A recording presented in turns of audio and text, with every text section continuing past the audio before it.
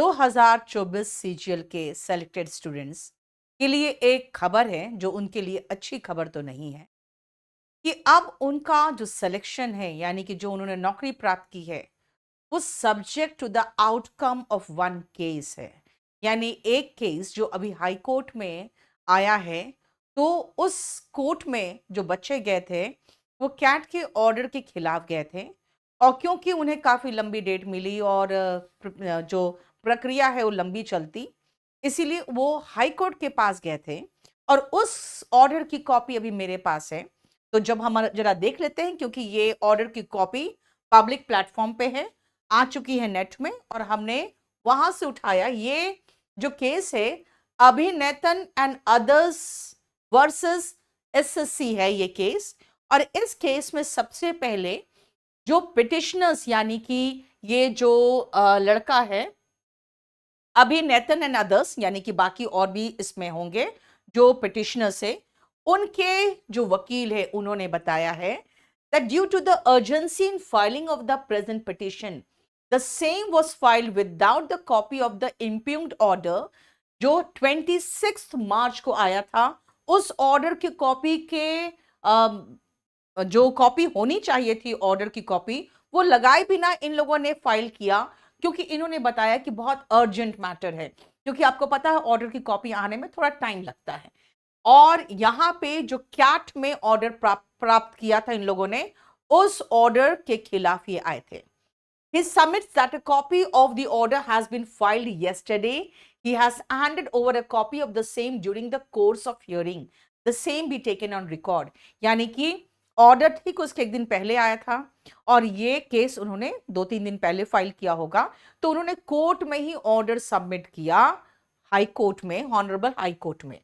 अब इन्होंने क्या कहा है देखो, the petition has been filed by the petitioners challenging the impugned order dated 26th of March passed by the learned tribunal in as much as it did not grant an ad interim relief to the petitioners while posting the OA for argument on 22nd of April। यानी कि stay नहीं दिया, relief नहीं मिला और date मिल गया इन लोगों को 22 अप्रैल का। यानी कि इन लोग 22 अप्रैल तक भी इंतजार नहीं करना चाहते थे और ये चले गए high court. The petitioners have applied for the post pursuant to the advertisement dated 26/6/2024 for the combined graduate level examination 2024. The exam was to be conducted in 2 tiers.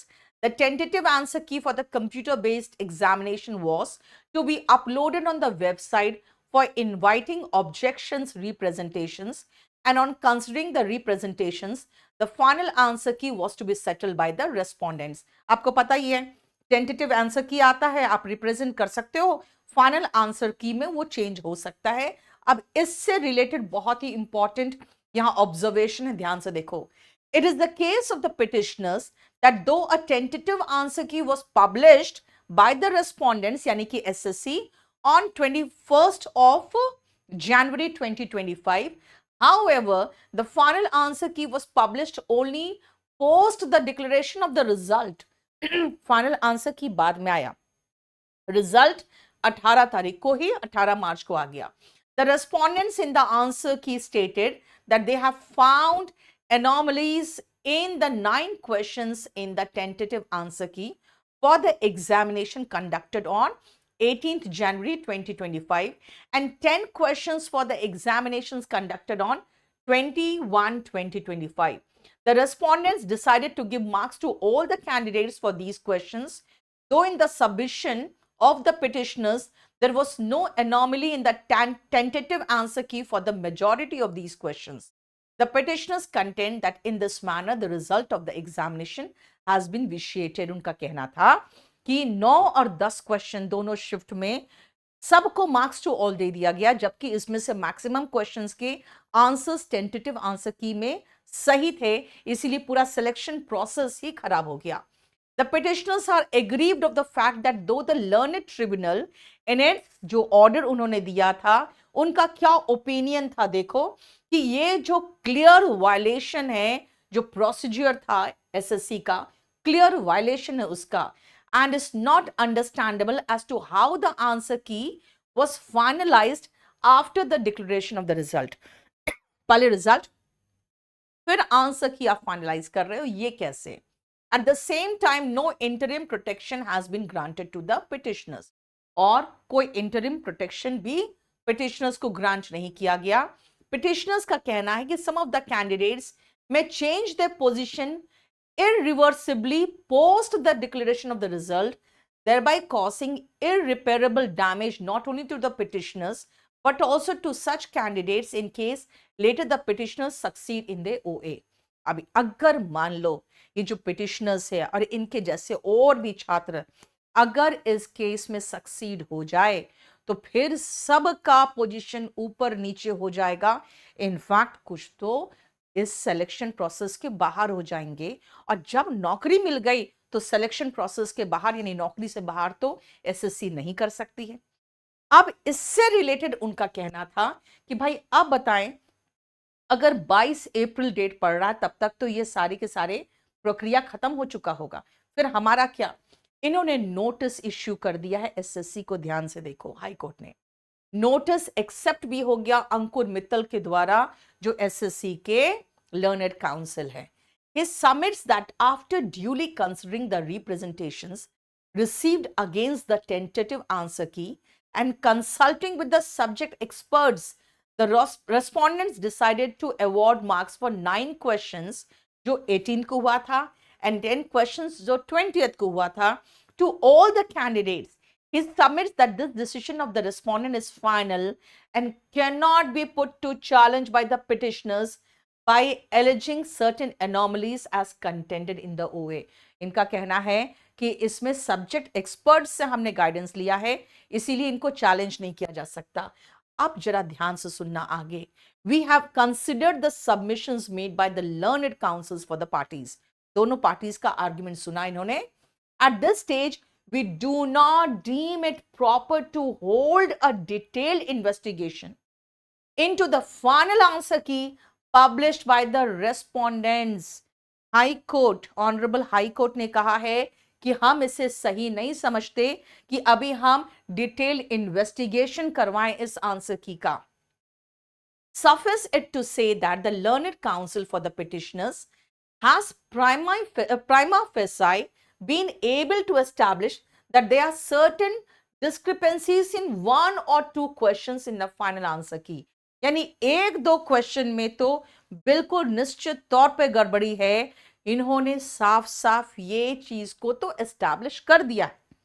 अब 9 क्वेश्चन और 10 क्वेश्चन तो हम नहीं देख सकते, इन्वेस्टिगेशन नहीं कर सकते, लेकिन एक दो क्वेश्चन में तो इन्होंने बिल्कुल मतलब प्राइमा फेसाई का मतलब होता है कि जो मौजूद है सामने ना उसके बेसिस पर, ठीक है, ये लीगल टर्म से ध्यान रखना। Keeping in view the submission of the learned counsel for the petitioners that certain candidates may irreversibly change their positions based on the result declared and will suffer irreparable damage in case some directions are passed by the learned tribunal on hearing the OA, and also the fact that OA itself is listed for final hearing, 22/4 को final hearing है CAT में।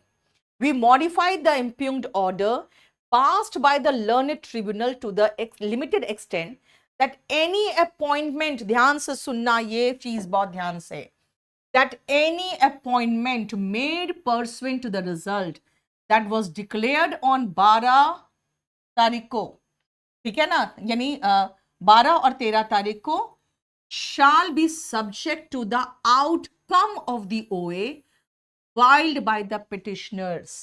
इसका मतलब है जो order आएगा cat का, उस ऑर्डर पर निर्भर करेगा कि आपकी नौकरी रहती है, जाती है, या आपने को जिस पोस्ट पे आपका चयन हुआ है वो पोस्ट में आप रहते हो कि आप दूसरे पोस्ट में जाओगे। ध्यान से देख लो। This fact should be duly published by the respondents on the website of respondent number 1. अब एसएससी को इस बात को अपने वेबसाइट पे पब्लिश करना पड़ेगा, और ये पब्लिश करना पड़ेगा कि भाई एक केस फाइल हो चुका है कैट में, और उस केस के आउटकम पे निर्भर रहता है कि आपका अब क्या होगा, यानी कि जो रिजल्ट है ये subject to the outcome of the case है जो कैट में। ये ऑनरेबल हाई कोर्ट का ऑर्डर है। The petitioner, along with the pending application, is disposed of. We, however, make it clear that our observation on the final answer key shall not be binding on the learned tribunal. अब जो उन्होंने ऊपर कहा ना कि हम इस समय डिटेल इन्वेस्टिगेशन नहीं करा सकते हैं फाइनल आंसर की का, इन्होंने ये भी कह दिया है कि कैट पर मेरा ऑर्डर कोई बाइंडिंग नहीं है। यानी कैट चाहे तो अपना फाइनल आंसर की पर अगर कुछ इन्वेस्टिगेशन कराना चाहती नहीं कराना चाहती उन पर निर्भर करता है। यानी हम जो ऑर्डर दे रहे हैं फाइनल आंसर की में, अभी इन्वेस्टिगेशन नहीं करना है हमें, उस चीज का बाइंडिंग ऑर्डर नहीं है कैट पे। अब ये देख लीजिए, ये ऑर्डर में एक तो सबसे बड़ा जो सोचने वाले और समझने वाली बात है वो आपका ये पोर्शन है जो बहुत ही इंपॉर्टेंट है।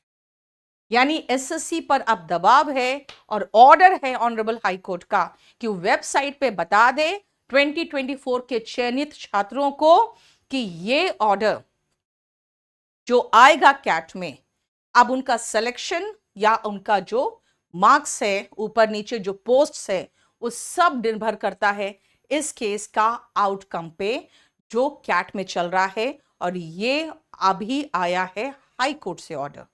अब ये जो छात्र है,